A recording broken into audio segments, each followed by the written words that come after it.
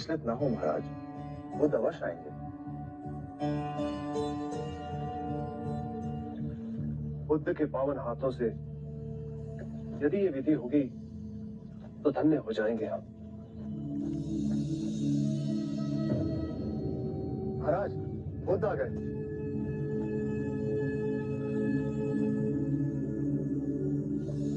प्रणाम।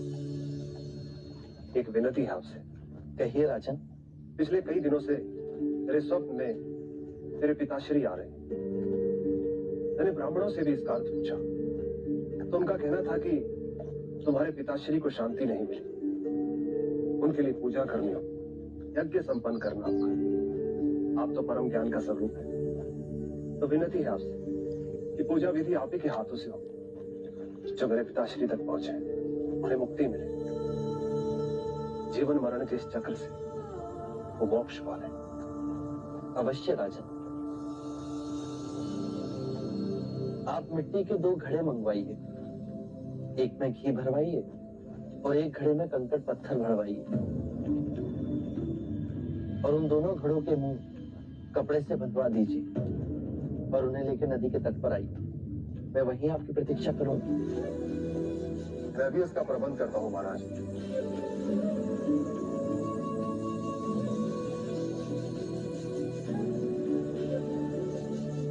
महाराज, अब आप इन दोनों घड़ों को पानी में डाल दीजिए।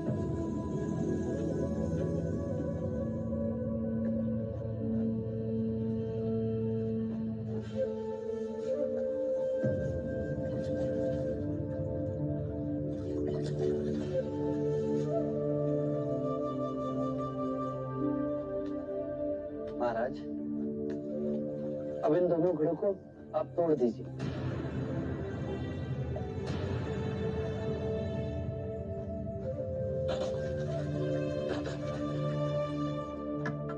महाराज, अब आप ध्यान से देखिए, घी ऊपर और पानी पर तैरने लगा। अब बताइए, मेरे या किसी और के पूजा पाठ करने से क्या ये घी नीचे बैठ सकता है? असंभव।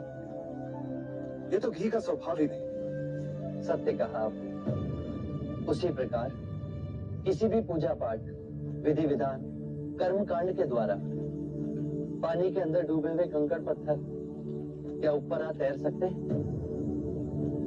नहीं बुद्ध, ये तो प्रकृति के नियम के विरुद्ध है। तो हम प्रकृति से भिन्न कैसे हुए? हम भी तो प्रकृति का ही रूप है। सत्य कहा बुद्ध। एक सत्य यह भी है राजन, यदि हमारे पूर्वजों ने अपने जीवन काल में कंकड़ पत्थर बोए, दुष्कर्म किए, तो वो स्वाभाविक ही कंकड़ पत्थर की तरह नीचे बैठ जाएंगे। और यदि उन्होंने अपने जीवन काल में सत्कर्म किए, तो स्वाभाविक ही घी की तरह ऊपर आ तैरने लगेंगे। जो बोएंगे वही काटेंगे। परंतु इस शरीर रूपी जीवन काल में ही नहीं, अपितु इस शरीर रूपी जीवन काल के पश्चात वाली यात्रा में भी हम जैसे कर्म करेंगे वैसा ही फल मिलेगा। अब बताइए, इस प्रकृति के नियम को कोई पूजा पाठ, कर्म कांड, विधि विधान, यज्ञ हवन मिटा सकता है? राजन, मैं भी इसको नहीं बदल सकता। केवल अच्छे कर्म ही मनुष्य की मुक्ति का द्वार खोलेंगे। ये कैसी तलवार है आपके हाथ में, जो एक क्षण में सारे झूठ काट केवल ज्ञान को प्रकाशित करती है। ना जाने कितने जन्मों और भटकता में यदि आपकी कृपा ना होती, इस एक क्षण में आपने अपनी अदृश्य तलवार से मेरे अहंकार का सर भी काट दिया। धन्य है प्रभु।